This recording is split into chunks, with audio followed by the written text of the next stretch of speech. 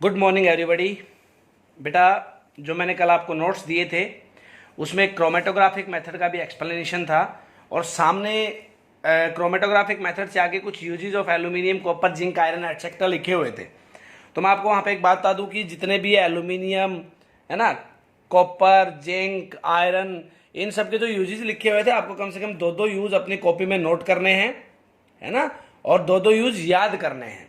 ठीक है। दूसरा तो इंपॉर्टेंट चीज थी कि वहां पे 6 अलॉय लिखे हुए थे, aluminium, bronze, magnesium, duralumin, brass, bronze, germanium, silver, है ना। ये सब आपको, ये 6 के 6 अलॉयज, इनकी कॉम्पोजिशन आपको अच्छे से याद होनी चाहिए, आपकी कॉपी में नोट होने चाहिए, है ना। देखो, शॉर्ट नोट्स बनाओ, कंप्लीट नोट्स बनाने की जरूरत नहीं है क्योंकि वो आपको वैसे भी पीडीएफ की फॉर्म में अब तक मिलते आए हैं केमिस्ट्री में। तो बेटा शॉर्ट नोट्स बनाओ, इंपॉर्टेंट पॉइंट्स नोट करो। मतलब आप ये मान के चलो कि एक चैप्टर को हमने 6 से 7 पेजेस में निपटा दिया, है ना, ताकि जब हम उनको रिवाइज करें तो आधे एक घंटे में पूरा का पूरा हमारा चैप्टर रिवाइज हो जाए। ठीक है। तो ये सब आपको अच्छे से नोट करना है। जैसे अमलगम वगैरह पे क्वेश्चन भी था कल की, जो पीडीएफ आई थी आपकी उसमें, कल की शीट में, है ना। तो अमलगमेशन वगैरह लिखा हुआ था, वो अमलगम ही है, मतलब मरकरी कंपाउंड वहां पे आपको मिलेंगे।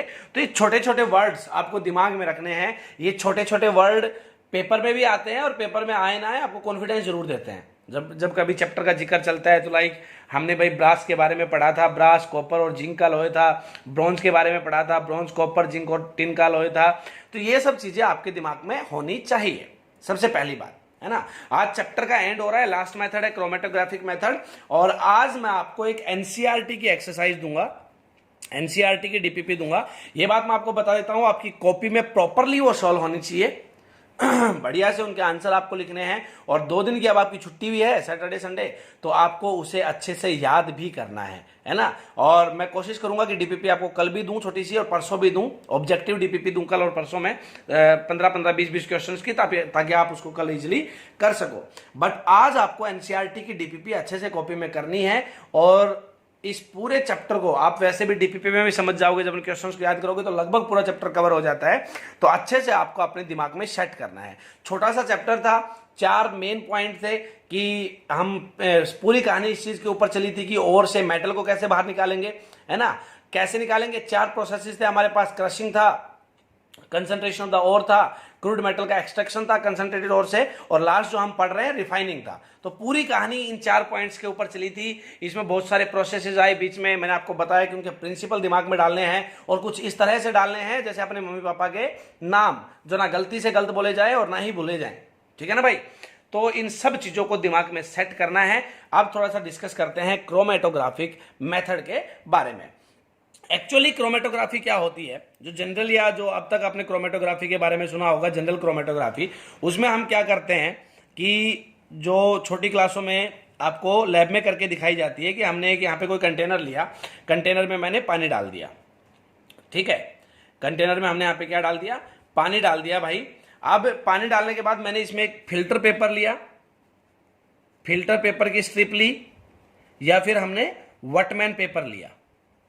ठीक है। दोनों एक ही बात है, फिल्टर पेपर और वटमैन पेपर सेम ही बात है, दोनों का एक ही काम है। लेकिन फर्क क्या है, फिल्टर पेपर, जो नॉर्मल फिल्टर पेपर होता है या फिल्टर पेपर स्ट्रिप होती है, वो आपकी एक नॉर्मल क्वालिटी का पेपर होता है, और जो वटमैन पेपर होता है, जो हम इसको क्रोमेटोग्राफी में जिस पेपर को यूज करते हैं बच्चे, वटमैन पेपर आपका बढ़िया क्वालिटी का फिल्टर पेपर होता है। आप इस बात को दिमाग में डाल लें, है ना। वटमैन पेपर आपकी बढ़िया क्वालिटी का फिल्टर पेपर है। एक बढ़िया सा एग्जांपल देके समझाता हूं। रफ कॉपी, जो बिल्कुल वो काले काले पेजेस वाली रफ कॉपी आती है ना, उसमें हम क्या देखते हैं, कई बार वो ऐसी आती है कि लिखते वक्त पेन भी उस पर बहुत टाइटली चलता है ना, बहुत ही रफ से पेज होते हैं उसके।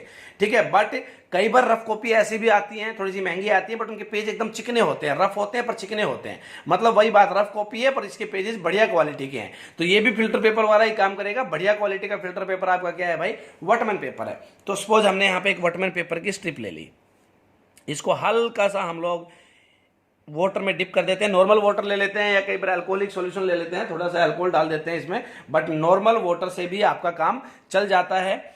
यहां पे हमने एक स्पॉट लगा दिया, ये ब्लू इंक का स्पॉट है, ब्लू इंक। थोड़े टाइम के बाद क्या होगा, ये जो ब्लू इंक का स्पॉट है, ये ब्लू कलर जिन भी कलर से मिलकर बना हुआ है, आपने 7th क्लास की बुक में पढ़े होंगे प्राइमरी कलर क्या होते हैं, सेकेंडरी कलर्स क्या होते हैं। तो ये आपका ब्लू कलर जिन भी कलर से मिलके बना हुआ है वो सारे के सारे कलर धीरे धीरे धीरे धीरे यूं करके सेपरेट हो जाएंगे, है ना, धीरे धीरे यूं करके क्या हो जाएंगे, सेपरेट हो जाएंगे।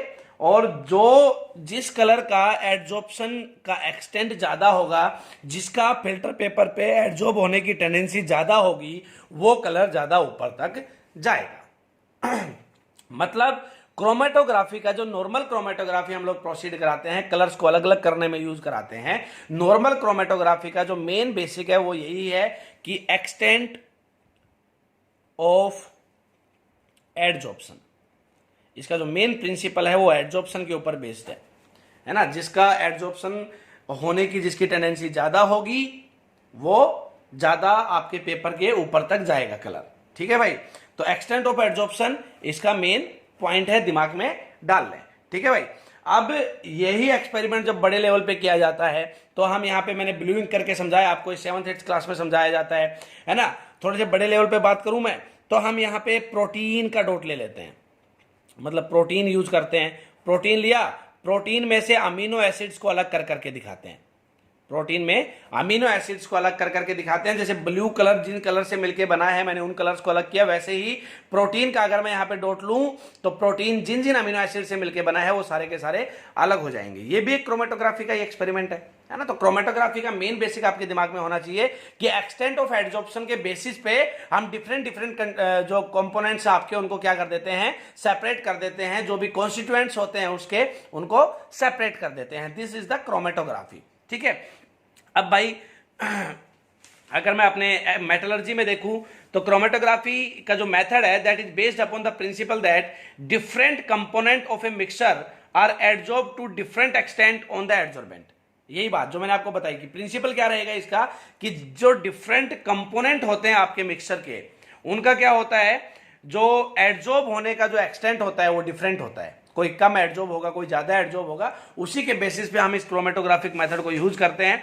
और जो क्रोमेटोग्राफी होती है वो भी आपकी बहुत डिफरेंट टाइप की होती है, like column chromatography, partition chromatography, gas chromatography. मैंने आपको 3 टाइप यहां पे आपको बताई, कॉलम, गैस और पार्टीशन क्रोमेटोग्राफी, ठीक है। Column chromatography, gas chromatography and partition chromatography. जो नॉर्मल क्रोमेटोग्राफी मैंने आपको बताया ये इसको हम जनरल क्रोमेटोग्राफी बोल देते हैं भाई। तो हम यहाँ पे अपना और वाले चैप्टर में, अपने मेटलर्जी वाले चैप्टर में कॉलम क्रोमेटोग्राफी का हम लोग ज्यादा यूज करते हैं। क्या होता है कॉलम क्रोमेटोग्राफी में कुछ, और अपने सिलेबस में कॉलम क्रोमेटोग्राफी है, इसी पे हमें फोकस करना है। ज्यादा लंबी चौड़ी कहानी नहीं है कॉलम क्रोमेटोग्राफी की, समझाता हूं क्या है। मैंने यहाँ पे कोई एक कंटेनर लिया, वही extent of adsorption main basis रहेगा। मैंने यहाँ पे कोई एक कंटेनर लिया, ठीक है, कंटेनर मेरा इस शेप का है, ठीक भाई। ये कंटेनर लिया, यहाँ पे मैंने एक टैप लगा दी जिसको मैं अपने हिसाब से ऑन ऑफ कर सकूं। मैंने नीचे एक कंटेनर ले लिया, नीचे हमने एक कंटेनर ले लिया, ठीक है। अब हमने क्या किया, यहां पे आपको कॉलम क्रोमेटोग्राफी में 2 फेज मिलेंगे, एक मोबाइल फेज, आपने कल के नोट्स में आई होप पढ़ा भी होगा, एक स्टेशनरी फेज।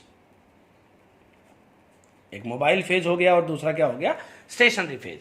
अब हम यहां क्या करेंगे, जो सॉल्वेंट का हम लोग जो यूज करते हैं, मतलब सबसे ऊपर क्या होगा, सॉल्वेंट होगा, मतलब जो मूव कर सकेगा, जिसको मुझे आगे मूव कराना है। ये जो सॉल्वेंट है ये आपका मोबाइल फेज है। मतलब जो चीज आपकी कॉलम क्रोमेटोग्राफी में आपके एपरेटस में जो फिक्स रहेगी वो स्टेशनरी फेज बोलेंगे, जो मूव करेगी वो आपकी मोबाइल फेज होगी। तो ये मेरा मोबाइल फेज है, ठीक है भाई। ये मोबाइल फेज हो गया।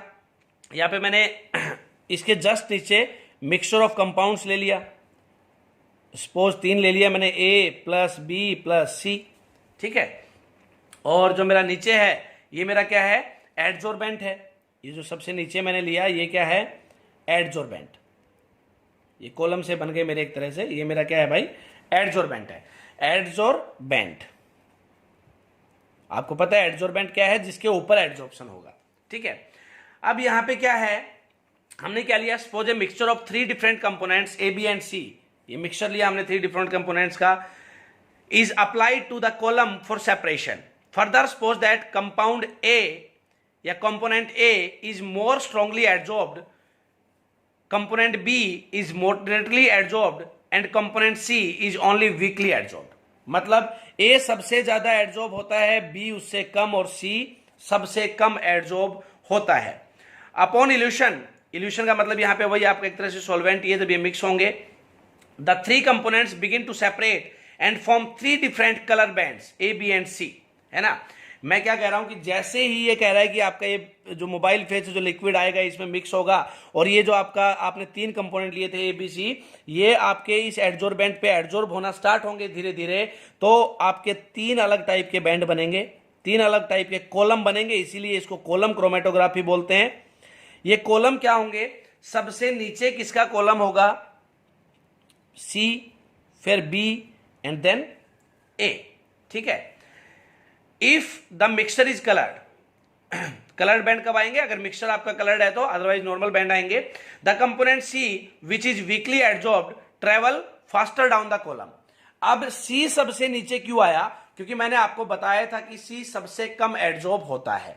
सी सबसे कम अगर एडजॉर्ब होता है तो इसका मतलब सी सबसे ज्यादा स्पीड से चलेगा, क्योंकि एडजॉर्ब होने का मतलब क्या है कि एडजॉर्बेंट का जो सरफेस है उसके ऊपर फंस जाए, उसके ऊपर रुक जाए, तो मतलब जो ज्यादा एडजॉर्ब होगा वो धीरे चलेगा, जो कम एडजॉर्ब होगा वो ज्यादा स्पीड से चलेगा। तो हमने आपको पहले ही बताया कि इस मिक्सचर में मैंने तीन कंपोनेंट लिए ए बी सी, जिसमें क्या है, ए सबसे ज्यादा एडजॉर्ब होता है, बी उससे कम और सी सबसे कम।